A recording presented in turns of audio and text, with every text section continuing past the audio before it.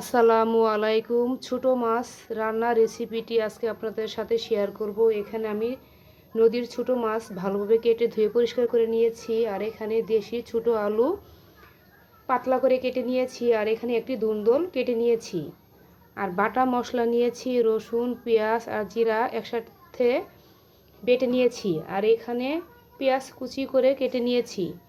প্রথমে আমি একটি কড়াইতে মাছগুলো আমি ঢেলে নিয়েছি। এখন পরিমতো সবগুলো মশলা নিয়ে নিব।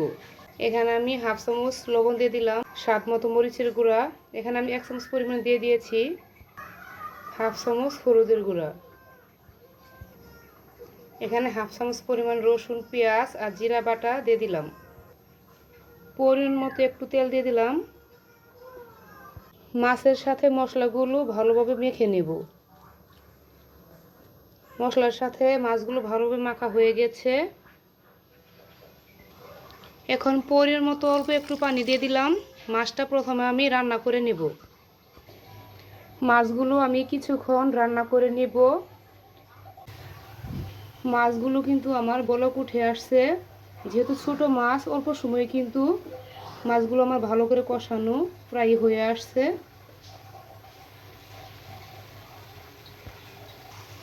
মাছগুলো আমার ভালো করে কষানো হয়ে গেছে। এখন একটি বাটিতে নামিয়ে রাখবো।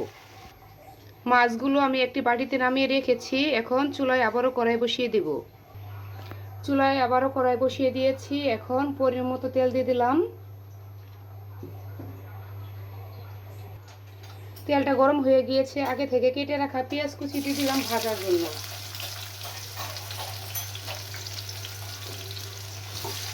পেঁয়াজগুলো আমি কিছুক্ষণ ভাজবো। পুরনে আমি জিরা আর কালো জিরা দিয়ে দিলাম, পেঁয়াজের সাথে ভাজবো।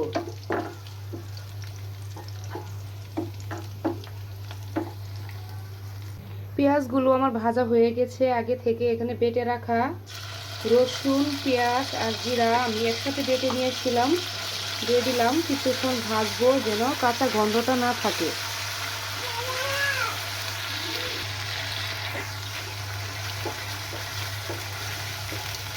একটু সময় নিয়ে এই মশলাগুলো আমি ভালো করে ভাজবো।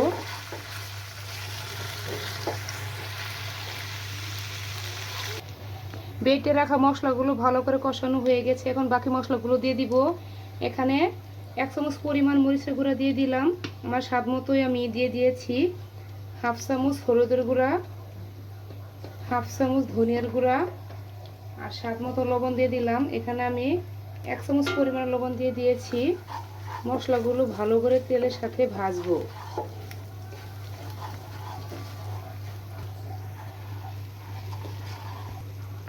মশলাগুলো যেন পুড়ে না যায় তার জন্য এখানে আমি অল্প একটু পানি দিয়ে দিলাম। একটু সময় নিয়ে মশলাগুলো ভালো করে কষিয়ে নেব। মশলাগুলো ভালো করে কষিয়ে নিলে রান্নার স্বাদটা কিন্তু অনেক ভালো হয়। তার জন্য একটু সময় নিয়ে আমি মশলাগুলো ভালো করে কষাবো। মশলাগুলো ভালো করে কষানো হয়ে গেছে, উপরে কিন্তু তেল উঠে আসছে। আমি একটু সময় নিয়ে মশলাগুলো ভালো করে কষিয়ে নিয়েছি। আর এখানে আগে থেকে আলু কাটাগুলো দিয়ে দিব।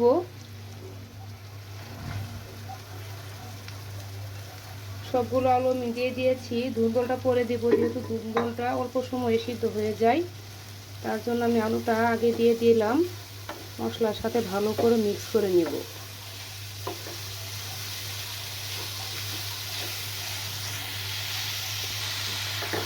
আলুগুলো মশলার সাথে ভালো করে আমি মিক্স করে নিয়েছি। এখন ঢাকনা দিয়ে ঢেকে কিছুক্ষণ আলুগুলো কষিয়ে নেব।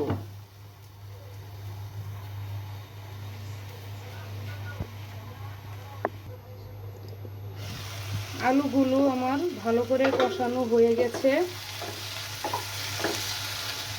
আর আগে থেকে কেটে রাখা ধুন্দলগুলো এখন দিয়ে দিব।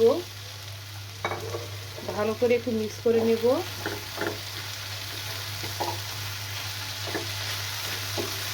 যেহেতু ধুন্দলটা অল্প সময়ে সিদ্ধটা হয়ে যায়, তার জন্য আমি একটু দেরিতে দিয়ে দিয়েছি। যেহেতু ধুন্দলটা অল্প সময়ে সিদ্ধটা হয়ে যায়, তার জন্য একটু দেরিতে আমি দিয়ে দিয়েছি। সিদ্ধটা হওয়ার জন্য এখানে আমি পরিমাণ মতো একটু গরম পানি দিয়ে দিলাম। আবার একটু নেড়ে নেব।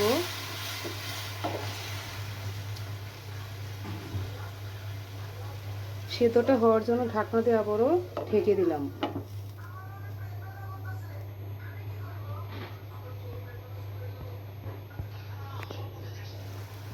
আলুগুলো কিন্তু আমার রান্না হয়ে গেছে, ঝোলটাও কিন্তু অনেকটাই শুকিয়ে গিয়েছে। এখন আগে থেকে কষানো মাছগুলো দিয়ে দিব। তো মাছগুলো একটু মিক্স করে নেব।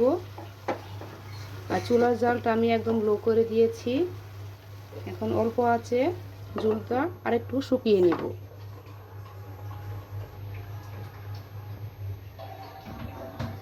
ঝোলটা কিন্তু আমার অনেকটা শুকিয়ে গিয়েছে। এখন আমি একটি বাটিতে নামিয়ে নেব। হয়ে গেল আমার খুবই মজার ছোট মাছ রান্না। আমি যেভাবে সবসময় বাসায় ছোট মাছ তৈরি করি এটাই আপনাদের সাথে শেয়ার করলাম। আপনারাও চাইলে এভাবে একদিন বাসায় তৈরি করতে পারেন খুবই মজার ছোট মাছ রান্না।